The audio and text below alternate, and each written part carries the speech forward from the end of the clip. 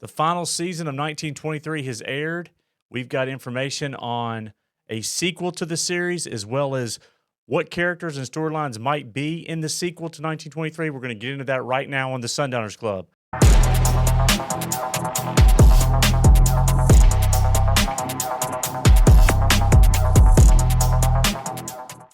Welcome, everybody. Thanks for joining us. And as we discuss the hit series from Paramount Plus from Taylor Sheridan, 1923, which starred Harrison Ford, Helen Mirren, and breakout star Brandon Sklenar, has just ended. And Sterling, we covered season 1 of 1923, and season 2 started out, in my mind, very slow. They were taking a lot of time getting our characters back together. We had the character of Alexandra, who was married to Spencer Dutton. Took the entire season. The entire season. Which I didn't expect that. I didn't think he'd show up at the ranch the last 30 minutes of the last episode, which is about what happened. Yeah, and this show obviously had a lot of eyeballs on it. There were some numbers that were showing upwards of 18 to 20 million viewers. So this was a smash hit. I saw other percentage numbers that showed that season 2 the ratings were up 58% or more over season 1. So this was another smash hit for Taylor Sheridan. But as you said, the early part of season 2, or a big part of season 2, some of the complaints I heard were it was just slow moving for the fans, knowing that this season was going to be this limited series, and that they were going to wrap this particular storyline up.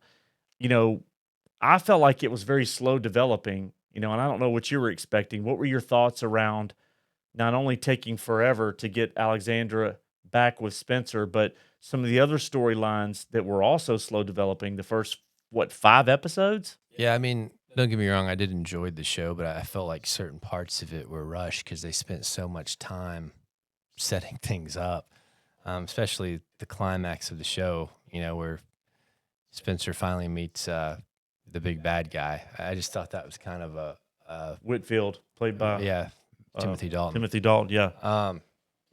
How that whole thing played out just felt like it was kind of thrown in at the last minute. And what about Banner Creighton, played by Jerome Flynn? Oh. He was also kind of a second baddie, the right hand, the henchman of the main baddie.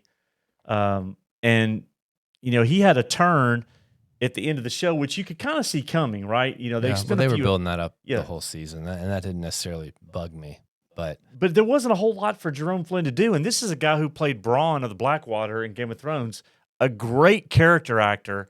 He had a lot to do in season 1, not a lot to do in season 2. Yeah, that's true. Yeah, I didn't.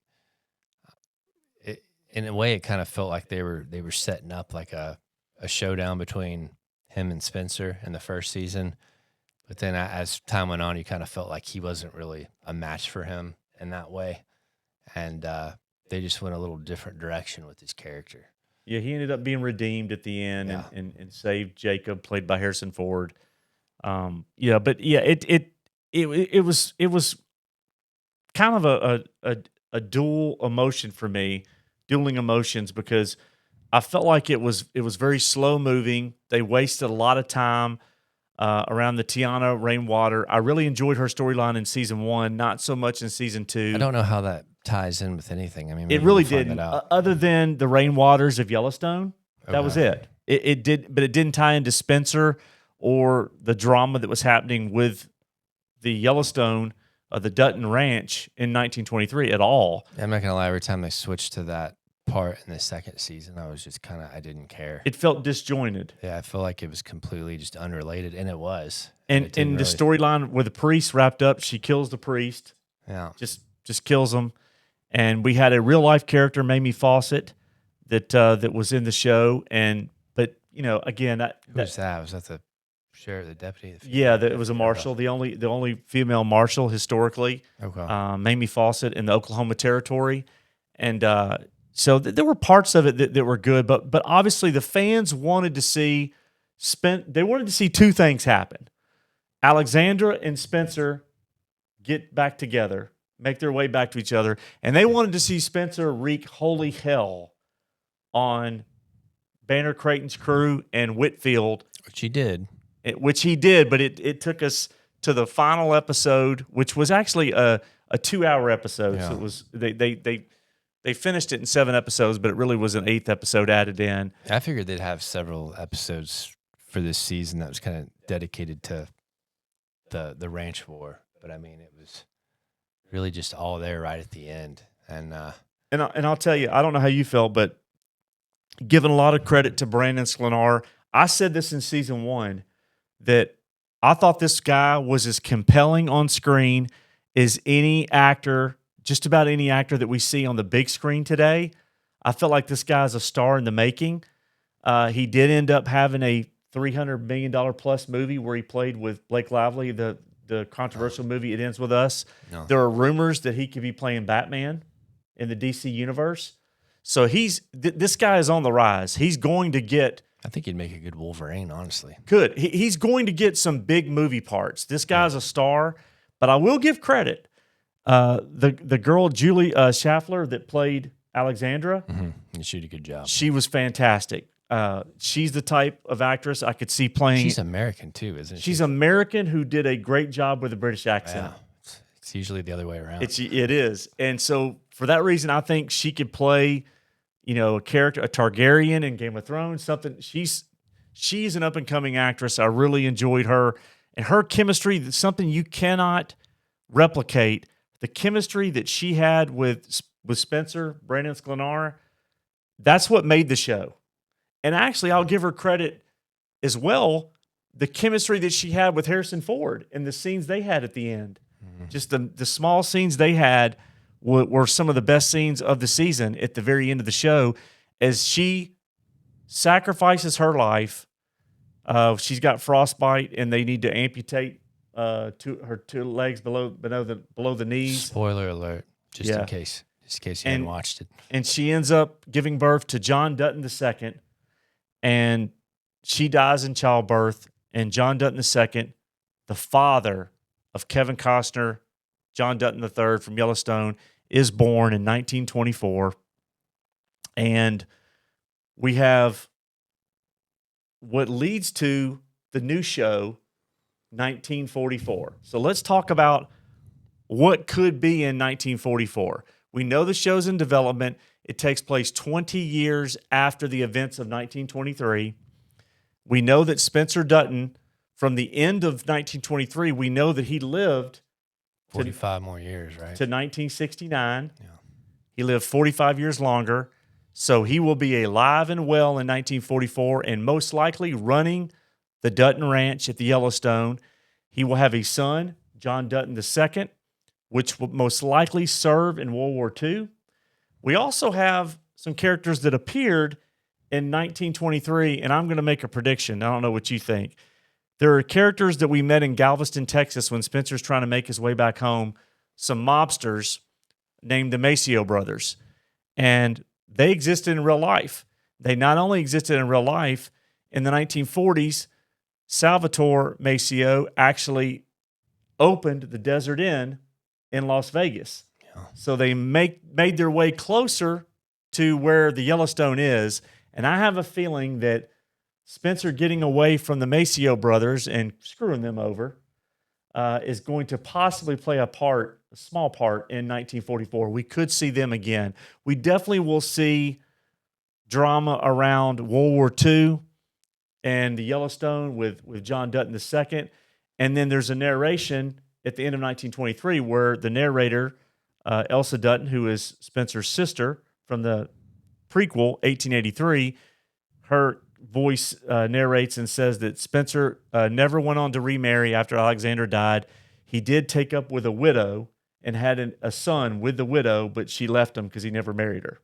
Yeah. So we do know there will be another child, a boy, that comes along after John Dutton II.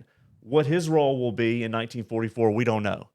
But, first of all, if Brandon Sklenar shows up in 1944, is that something you're interested in? What are your thoughts around the possible storylines for 1944? Well, yeah, I mean, it's interesting because they're going to have to make him look older, so it won't be 50s. he'll be a different type of character. But I was interested. I thought it was, you had Jack's wife that was recently widowed when Jack passes, and then Spencer Dutton is a widow. I thought there was going to be some kind of interaction with those two. There was none. There was for none. now. There was none at all. But we were talking maybe she ends up being that widow. She could be. Now we know her character tells Helen Mirren's character that she's moving back to Elizabeth is her name. She's moving back to Boston where she's from. Mm-hmm. She's pregnant with young Jack, who was killed in 1923. That was another thing that I didn't really like. They just killed him.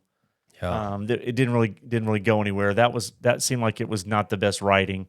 But she moves back to Boston, and you have to think this actress has a very good relationship with the show's creator, Taylor Sheridan, and she also is in Landman. She plays Billy Bob Thornton's daughter. And so will she return in 1944, and will she be the widow that has a relationship with Spencer? We don't really know. But it's probably a safe bet that she will play some part in 1944. Yeah. I would expect she'd come back to bring the boy to see his family. Right. Yeah. I mean, I don't know. You would think. And then, Brandon Sklenar has already said that he would love to return to the character of Spencer. And so he owes a lot to Taylor Sheridan. So 1923, it had its ups and downs. Wasn't really a lot going on the first several episodes of season 2, but at the end, I think it ended with a bang. My personal opinion, the last 2.5 hours of the season were worth it. They were that good. Again, I struggled with the early part of the season. I feel like they wasted a lot of time, but I feel like Taylor Sheridan had the beginning part of this story mapped out from season 1, and he had the dilemma, the characters, and the dilemma and the story arc, and he had the end laid out. I think it was that middle part where he probably struggled and put that together rather quickly. I think something similar happened when I watched, what was it, 1883? Yeah. I started out really liking that show, and then as it went on, it kind of fell off. Well, that's what great writing is. The middle act of any story is usually the most difficult. I mean, don't get me wrong. I like 1923. Actually, I liked it better than 1883 overall. But so it wasn't. The problem is when you watch that first season and you build it up to be something, and if it doesn't meet your expectations, then it becomes a little bit disappointing. Well, and you got to think Taylor Sheridan. Still very good. Taylor Sheridan has a massive hit on his hands with Landman. It was averaging around 1.5 and 1.6 billion minutes viewed. Lioness is a hit for Taylor Sheridan. Tulsa King is a hit for Taylor Sheridan. 1923 was a hit for Taylor Sheridan. Yellowstone was a hit. He has another show coming out tied into the Yellowstone universe called The Madison that's coming out soon with Michelle Pfeiffer and other actors. And so, at the end of the day, the guy is making hit after hit after hit after hit. He is Paramount Plus. He is Paramount Plus. If you look at the top 10 streaming charts, Taylor Sheridan has 3 or 4 shows on there, top 10 overall at any one time. So who's to argue with the hit maker? But it remains to be seen, when 1944 is going to come out, and it's in development right now, but wanted to cover 1923. Let us know, what did you think about season 2, the final season of 1923? Did you like it? Did you not like it? What were your thoughts, or are your thoughts around 1944 and that potential show coming out, and Brandon Sklenar as character Spencer Dutton returning for that show? While you're letting us know what you think, do us a big favor, smash that like button, share this video out with your friends, and most of all, hit subscribe so we can continue to grow our channel. And TCB.